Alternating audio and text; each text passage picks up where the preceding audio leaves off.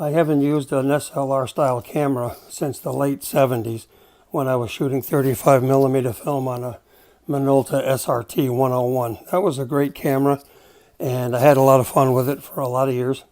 But I got away from it, I think, for a whole variety of reasons, between family changes and eventually the advent of cell phones and portable cameras, personal cameras that I always had in my pocket.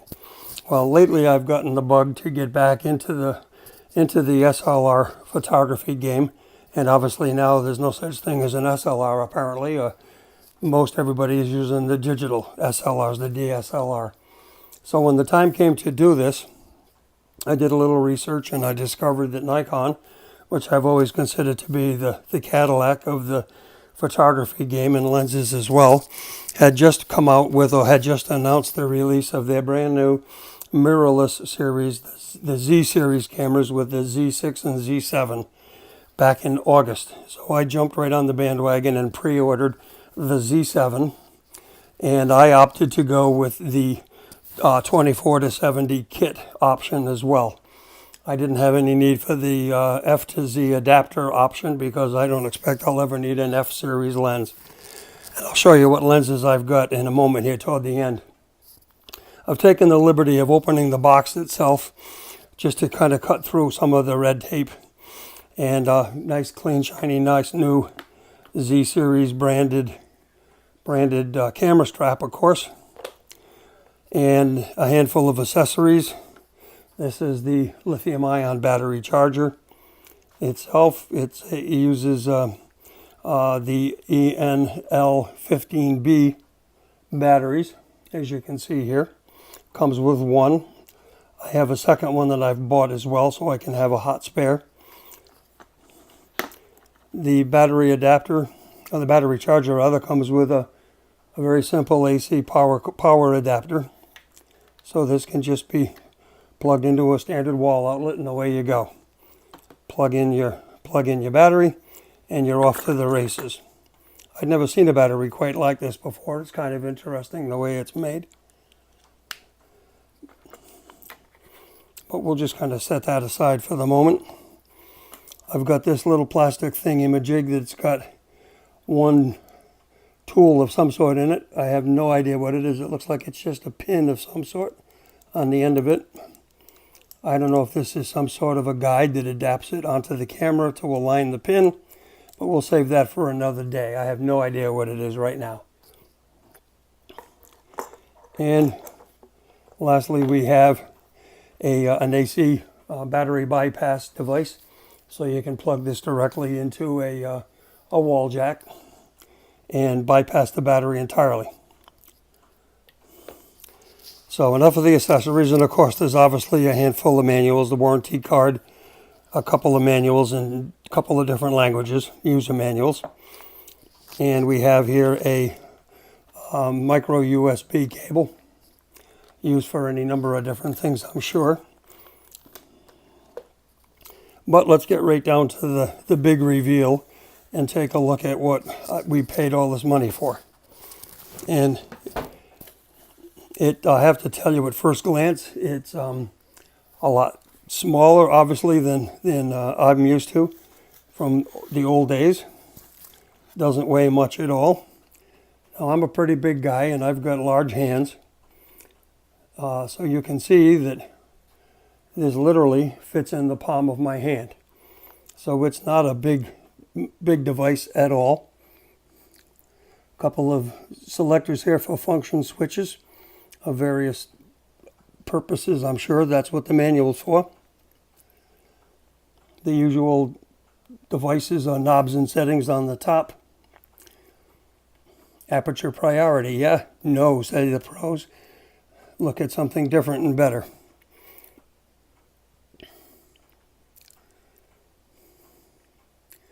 Control knob here of some kind.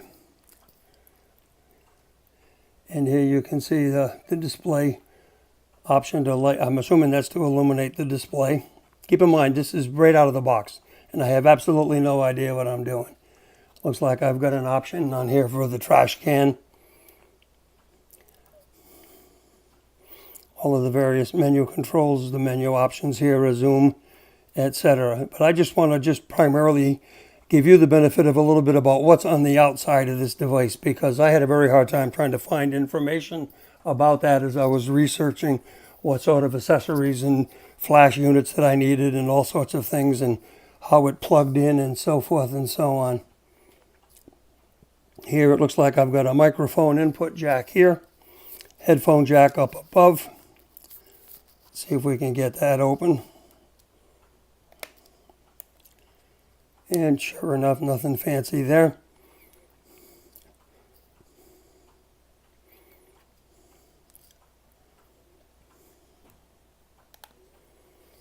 Next door, we've got an HDMI and a USB connector here. And I'm frankly not sure what that icon is on the bottom. Looks like a little micro HDMI perhaps. Something like that. Traditional HDMI in the middle, and a micro USB at the top. So it's got a fair amount of I/O options available. Let's look at the opposite side and see what's over here. This is for the memory card. This uses the new style XQD. I believe they're from Sony. Much higher capacity, much faster response time writing to the digital data. So when you're taking an image, it's very fast. And what I also noticed that's very interesting here is it does not come with one already in it. So when you're loading this up, be sure you buy yourself a memory card or you're going to be quite frustrated. Fortunately, I have one in my camera bag anticipating exactly that. Now let's take a look at the bottom and see what we've got over here. The usual connector for your tripod. There's the LCD display, LED display I should say, so that can be rotated to quite a wide range.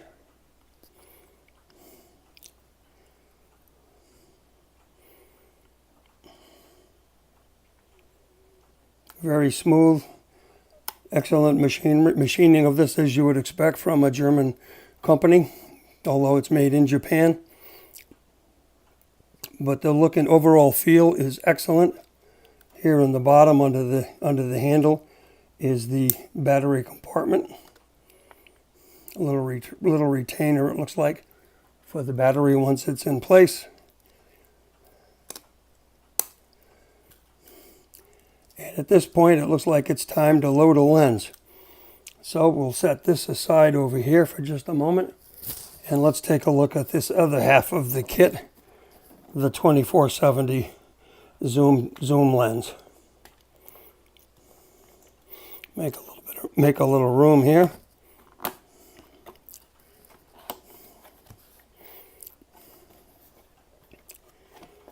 Here is the typical here's the typical sleeve for the lens to wrap it with once you have it out. Kind of like a heavy felt.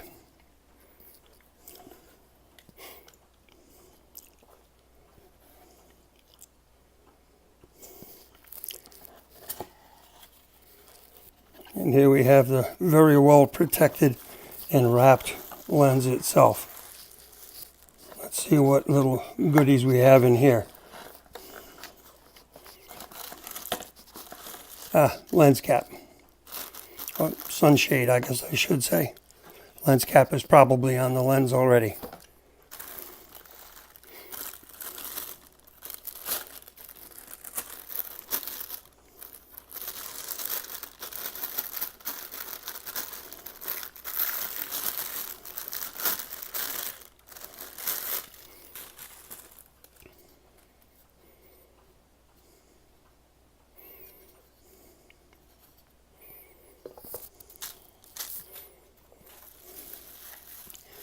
Now let's take the lens out of the wrap. well packed.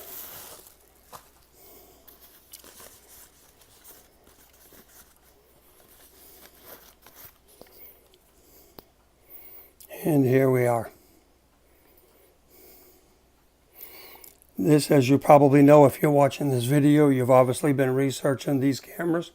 And you know that coincident with this camera release, they have also released an entirely new series of glass, the so-called S series, which is, I don't pretend to be a lens aficionado by any means, but it's supposed to be quite revolutionary from all of the different third-party reviews that I've seen and discussions online and so on. Beautiful workmanship, needless to say. This is the 35 millimeter. I'm sorry, the 35 is about to come. I've got that next in line here. This is the 2470. Counterintuitive on my 200, 70 to 200 lens. It made me crazy because I was trying to get the lens cap off using a counterclockwise removal, and it was on there so tight I couldn't get it to turn at all. So let's see if we can figure out how to actually mount this on the camera without looking like a total fool. Again, the same thing with the cap on the body. Uses a clockwise turn to remove it.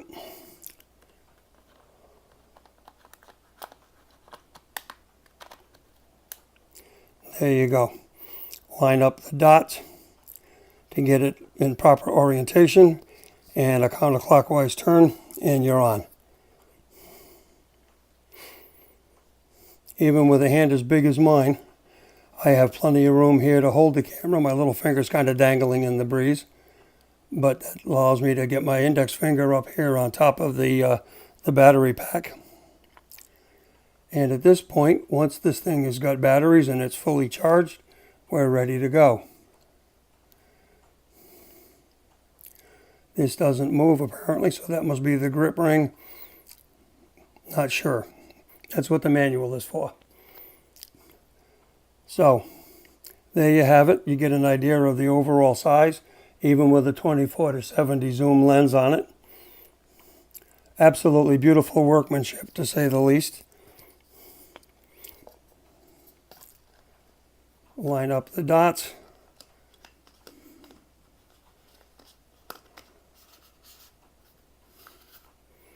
And there you go. Line up the solid dot with the solid dot. A clockwise turn until you align it to the hollow dot, and you're in shape and ready to go. So let me just set this over here for the moment, and I'll show you what else I've got in my bag of tricks. This is my 35 millimeter. This too, of course, is the S series lens. Already has the lens cap, the sunshade attached. Nice and small, extremely lightweight. And again, the quality of workmanship is evident everywhere. Beautifully made. Serial numbers on the bottom of the lenses, of course, important for insurance purposes. So that's your 35.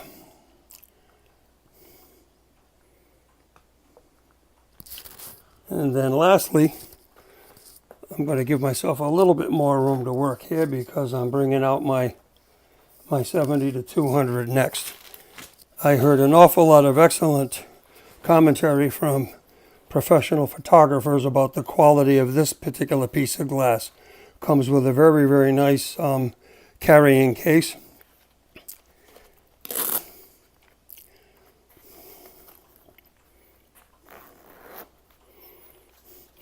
I kept a little piece of styrofoam that came with the original packing just to be a little bit extra cautious on the top. Likewise, a small piece in the bottom as well.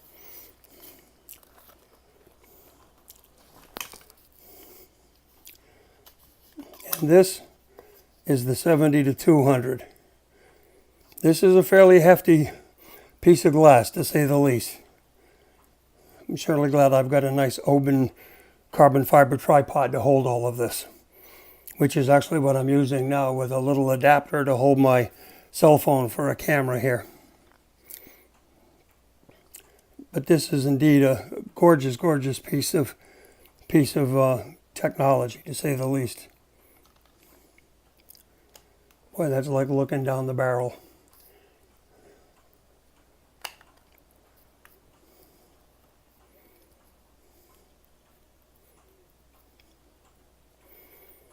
And of course, this new S mount is a big part of what makes this particular technology so interesting, because of the distance, the closer plane that the lens has to the camera body, the wider diameter of the opening itself, and so on.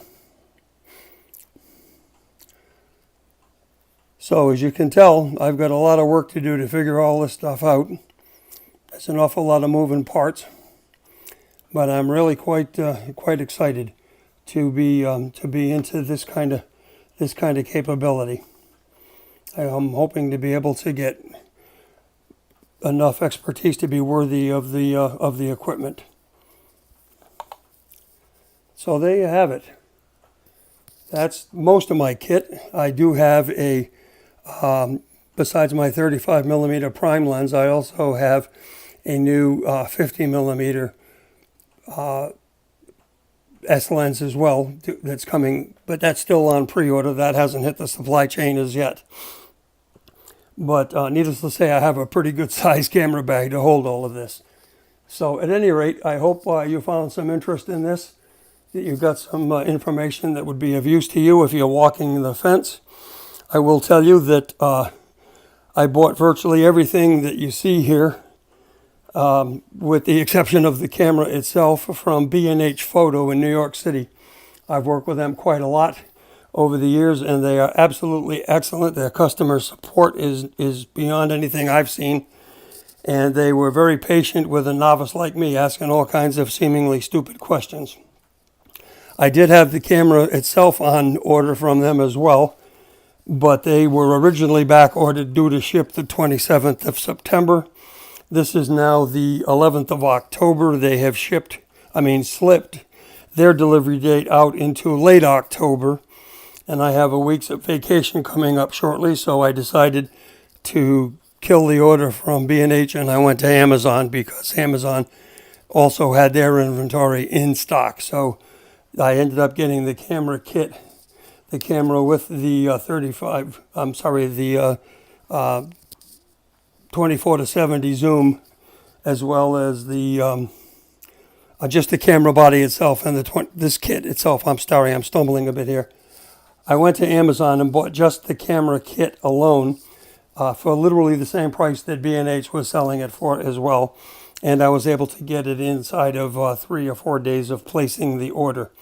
But the 70-200 lens, my 35mm prime, came from B&H, and the 50mm prime is also coming from B&H, as did this open carbon fiber tripod that I'm using, as well as a very nice open ball head to go on the tripod.